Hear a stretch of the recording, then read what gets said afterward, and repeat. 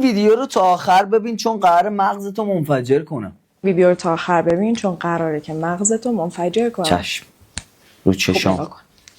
تو تکه‌ای از خدا هستی که در حال تجربه کردن خودش روی زمینه. خدا، جهان هستی، منبع آگاهی، هر چیزی که صداش میکنی. قبول. اوکی. اینجا بعد سومه و خدا، منبع آگاهی، در بعد پنجمه. بله. این یه فرد دیگه است. این هم تکه‌ای از خداست که در حال تجربه کردن خودش در بعد سومه. اوکی. تو میای یه کار اشتباهی رو در حق کسی انجام میدی، میای بهش دروغ میگی، خیانت میکنی و اینجا چون که منبع ما یکسانه، یک دیتایی داره شیر میشه و این منبع چون یکسانه به این فرد میرسه.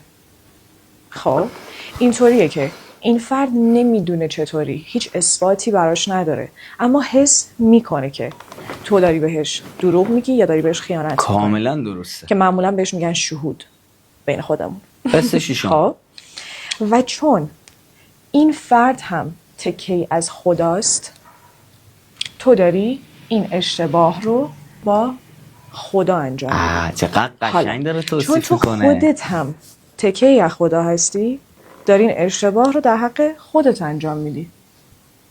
چه اتفاقی میفته؟ اگه تو داری یه کار اشتباهی رو انجام میدی و خوشحال میشی که این آدم نفهمید، این آدم فهمیده.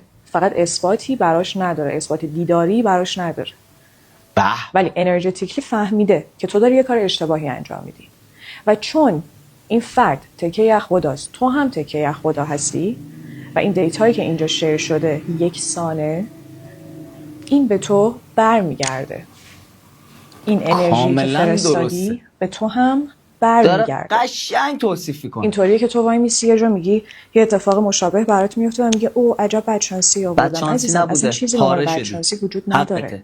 تو داری چیزی رو دریافت میکنی که خودت انرژیش رو فرستادی. قربون دهنت. و این تفکیک پذیریه توهم بعد سومه که تو فکر میکنی که این یکی دیگه است. اگه من دارم یه اشتباهی با این میکنم، خب من خیالم راحته، برای خودم که این اتفاق نمیفته. اما همچین چیزی نیست. همه ما درختای یه جنگلیم.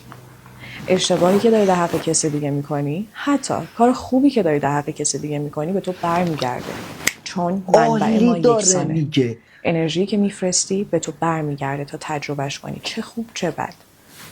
تا یاد بگیری که بفهمی اگر کاری غلطه نباید انجامش بدی. اینطوریه که میگن آن چیزی رو که برای خودت میپسندی برای دیگری بپسند. قربون خواهر گلم برم، دمت گرم.